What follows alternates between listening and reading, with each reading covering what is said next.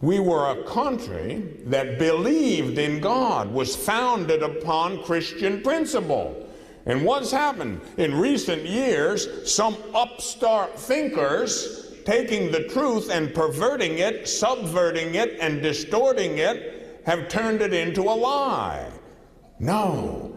The truth is, this was a Christian country when it was founded, and that was the intent. But we didn't impose Christianity on other people. We left them free to worship God as they please. And that's the way it should be. All people should be free to worship God as they please. But you cannot expunge God from society and claim to be living out what the founding fathers wanted. And so Madalyn Murray O'Hair said, oh, keep God out of the schools. And then we wonder why our children are killing each other, their teachers, and themselves at an unprecedented rate. And then Dr. Spock came along and he said, well, now look, you don't want to discipline your children, see. You could warp their little personalities. Man, I'll warp their backside. You know, you got to have some common sense. But you know what we do? We said, oh, he must be an expert. So okie dokie.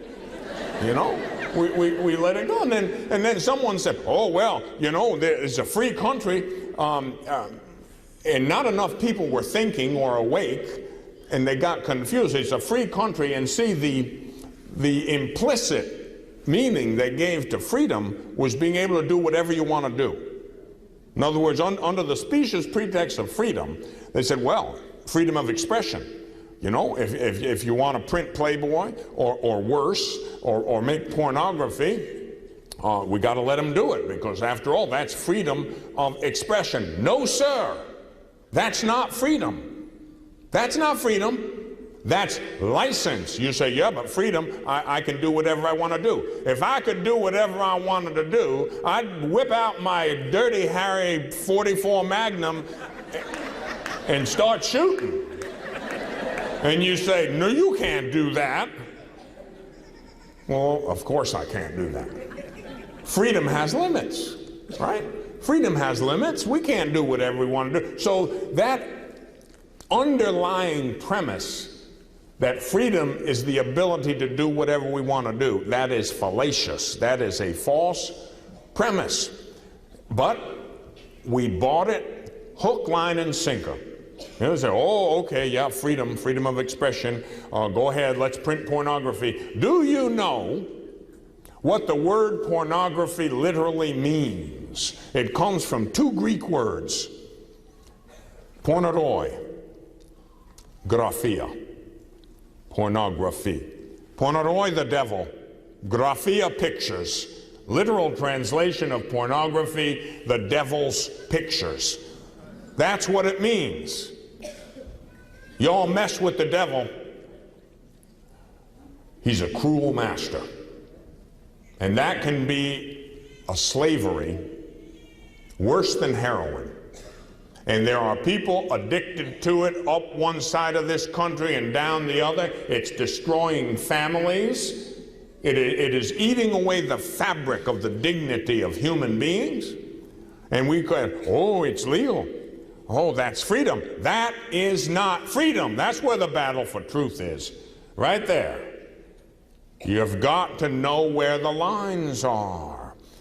There's truth and there are lies. Jesus said, the devil, now by the way, when I preach, I assume certain things. Now I realize that you have to be careful with that, because you have to be careful what you assume. But I have to assume that y'all are basically Catholics and Christians who believe the basic tenets of Christianity and Catholicism.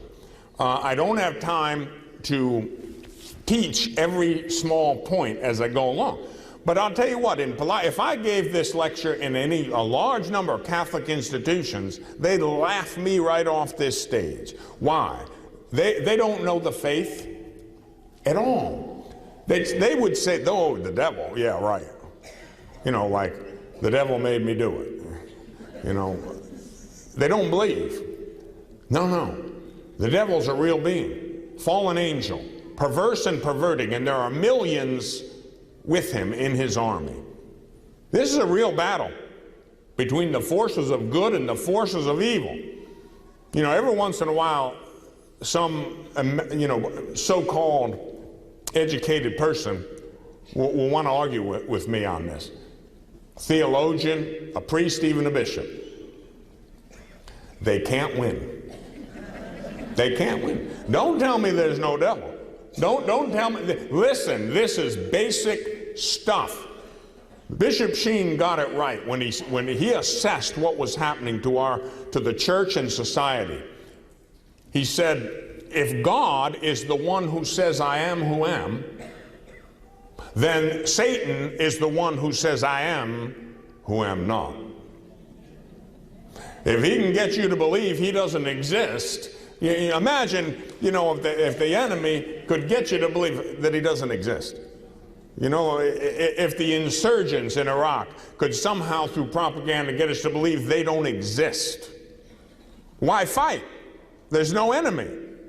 Eat, drink, and be merry. No enemy, hence no war. And that's what's going on. The vast majority of people refuse to acknowledge reality.